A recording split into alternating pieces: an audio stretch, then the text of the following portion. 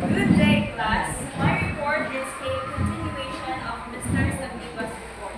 But before we begin, let us first ponder on these questions.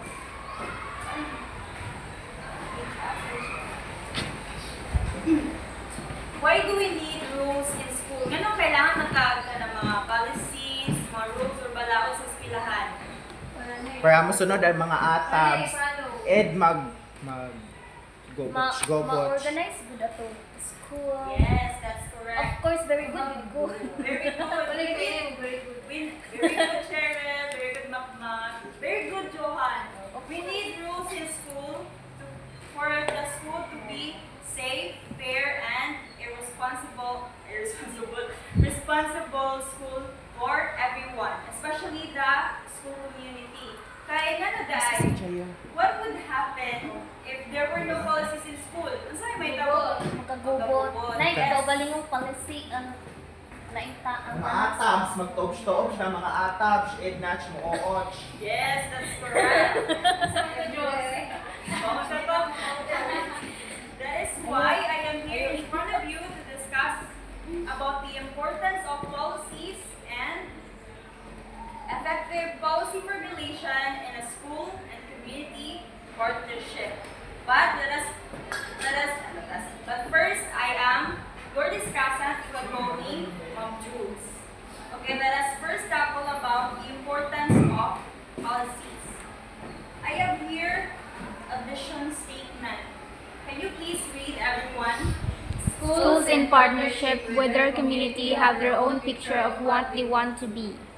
This means that every school, nado sila ka ng go i-aspire na go to reach, especially mag-predict na sila or i-envision nila kung saan may ko after 5 years or 10 years. Kabantay mo, after nyo mag-graduate sa senior high, munindot ang eskwelahan, may improve. Yes, that is why kaya ang school head or principal na siya i-envision nito nga after 1 year nanay improvement kay day nahapod na ganim aning so di ba nay accreditation para mo improve ang eskwelahan there's some when bitaw mo stay nga maot. And for that I have here an example that vision and MISO vision. I know you are familiar with this and don't worry kaya ako ni siyang isend sa GC para maklaro ninyo. Now let's proceed sa vision statement. Please read. And so must offer services as you must do what you are supposed to do in order to realize what they envision themselves to be. Since na naman sila envision or production sa usay mahitabo in the future, para mahitabo na, dili lang puro storya, dapat na sila yung vision statement. Kung gusto nila quality education, basta may lang buhaton, mag-hire sila o mga quality nga teachers bitaw nga naay ka ng tipak na skills. And para maka-learn silang mga bata, dapat provide silang eskwelahan o conducive na classroom. And ang environment sad is friendly para sa mga bata, para smooth ang dagan sa ilang learning. I have here example again, the different mission and the MISO mission. For these to happen, kaning vision and mission, ani na musod ang policies. Observance of these policies ensures everyone in the school community toes the line. What do you mean by toes the line? Which means naa sila'y baruganan, kung asa sila ang ilahang boundary bitaw, naa sila'y, kumbaga ang kaning mga school policies mo ni ilahang bibliya or manual na ilahang gina-follow. Like ibaw sila, if kana ilahan ang ilabag, na penalty, and if ilahan ang i-follow, is naa sila sa good side. Una nga, kailangan siya og policies sa karas schools. Like, kailangan man nato og school policies. It is because if conditions are ideal, like when all members of the school community are perfect, perfect school heads, perfect teachers, perfect students, perfect parents, perfect non-teaching personnel and other members of the outside community, ano kailangan po natong school policies if perfect na tanan?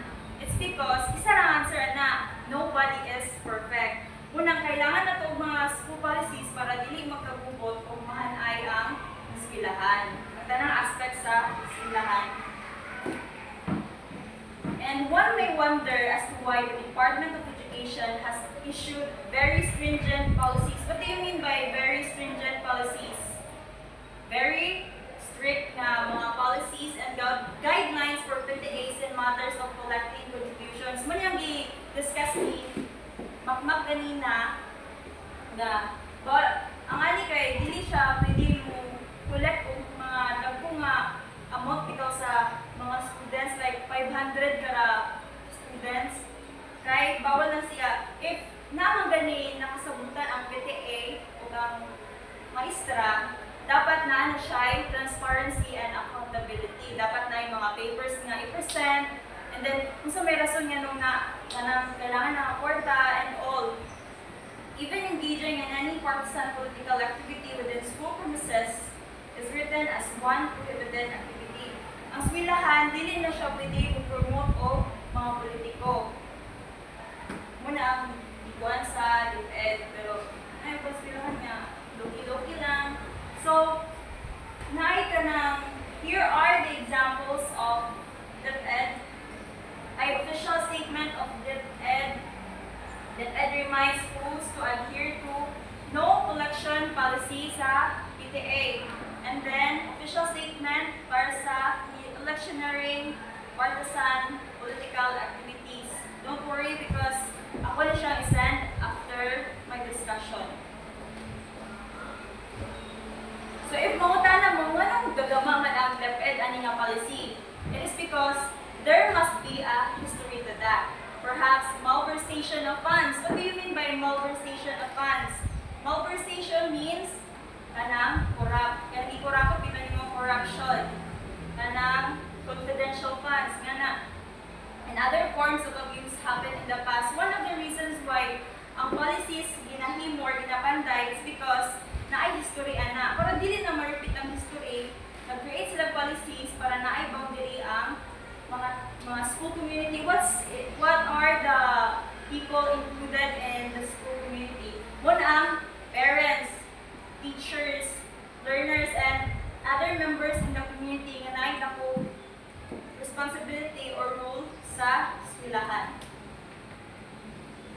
And another reason why there are school policies,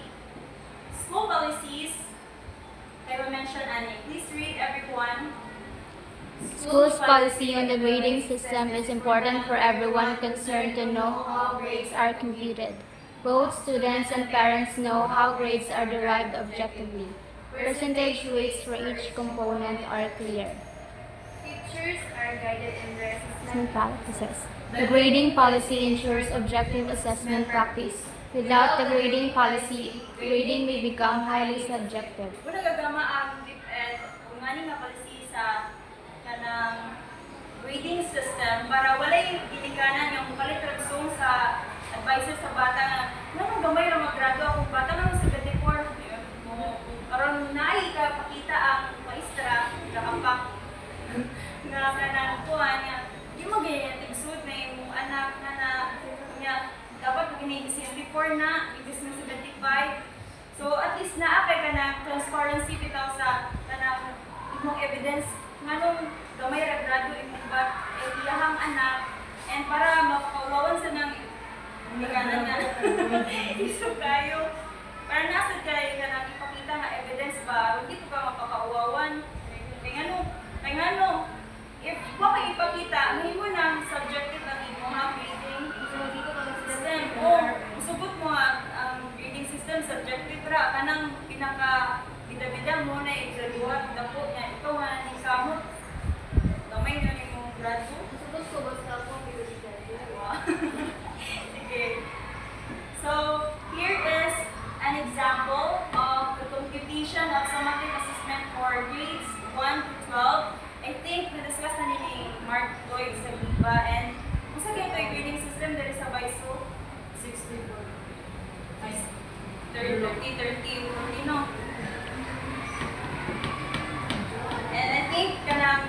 kailangan na siya nga grading system. Ilahi bitaw ang depet ito sa lain nga department. Kay hay man ang Hay, wala mga ito. ay man ang mga itong there sa Baisu.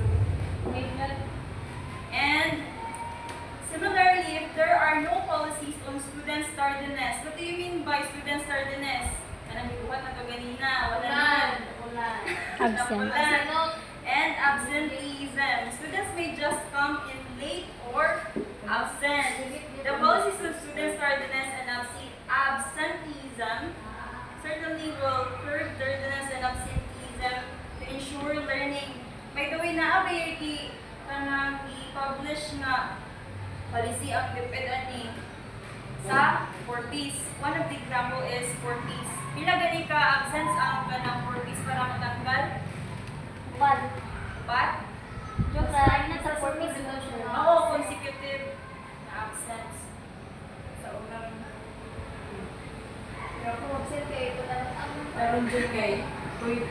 sige na.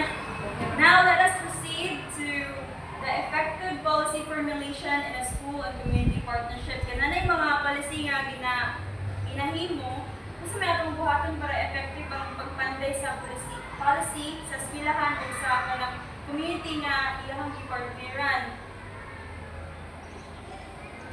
The policies on grading, student tardiness and absenteeism came from above the DepEd Central Office. So kanin ka ng example earlier. Classroom assessment in the K-12 Basic Education Program, DepEd Order Number 8, Series of 2015. Muna ang policy guidelines on classroom assessment for the K-12 Basic Education Program. Pero, i-mention na nga, not all the time magsalig na sa ibabaw. Dapat, as school, naapot ay himo nga policy ato kaya mo nang magsalig magkasapan, mo nang wag din ako kaya nga kita-kita ra mag-lead. At times, there is need for policies from above, but policies do not need to come from above all the time. There are times when a school formulates a policy to address a local problem. What are those local problems? Mga bullying, so may uban, mga cybercrime na cyberbullying. In fact, this is how it should be in a school-community partnership. Ideally, a policy must not be formulated by the school head, by himself or herself. Kanang, dili naman doon siya na magbuot nga magama ng policy. Dapat maagi sila sa mga teachers, students, and the community para kanang iyahang vision, ma-shared na siya, dili ra iyaha. And one of the example that I've gathered is this policy from Masagan Elementary School. Pero ang kasabit ani ka ang head teacher 3. Head teacher 3, mo pa na ang school principal o dili lang school head. Sige, unang not all the time nga. Pero, teacher 3, pang principal ko na. So ang iyang i-submit na policy or gigama nga policy, a local problem para ma-address ang local problem sa ilahang Masagan Elementary School is school-based child protection and anti-bullying policies.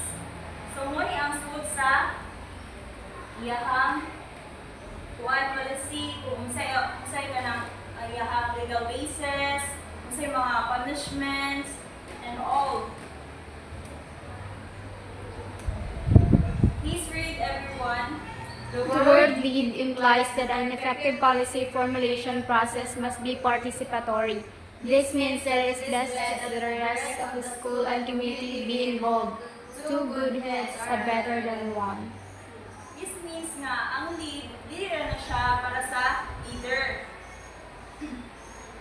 If leader ka, dili ko dapat nga, dili ka listener.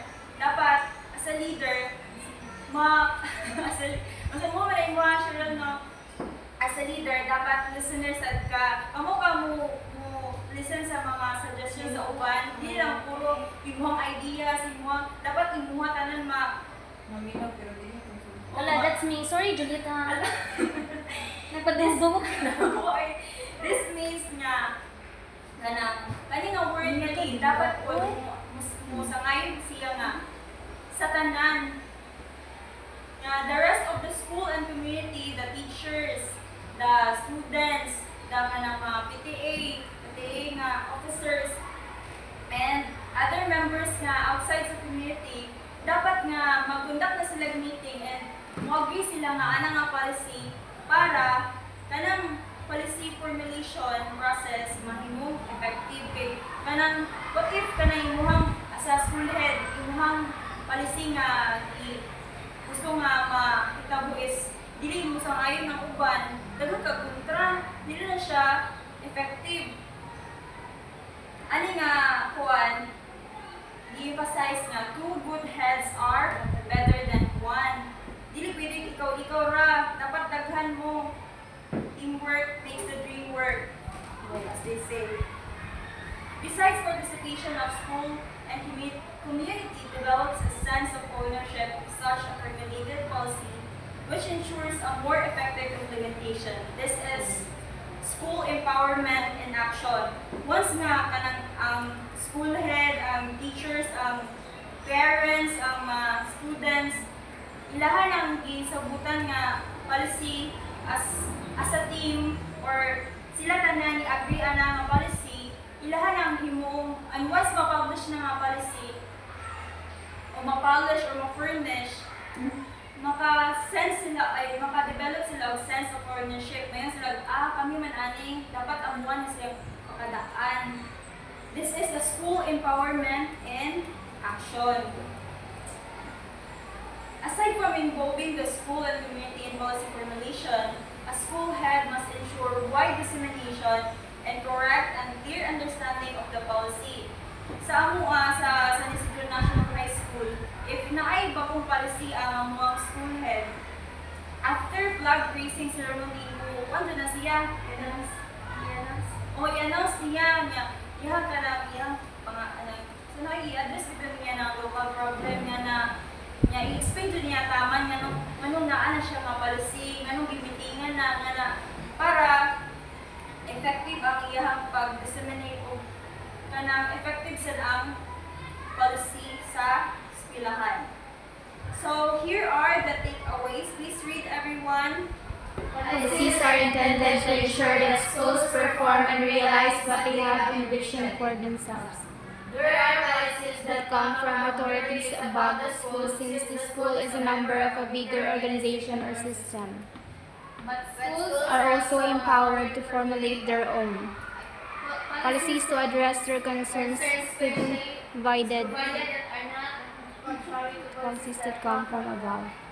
School policies are effective when they are formulated with the participation of the members of the school and community, as this develops a sense of ownership, ensures implementation of the family.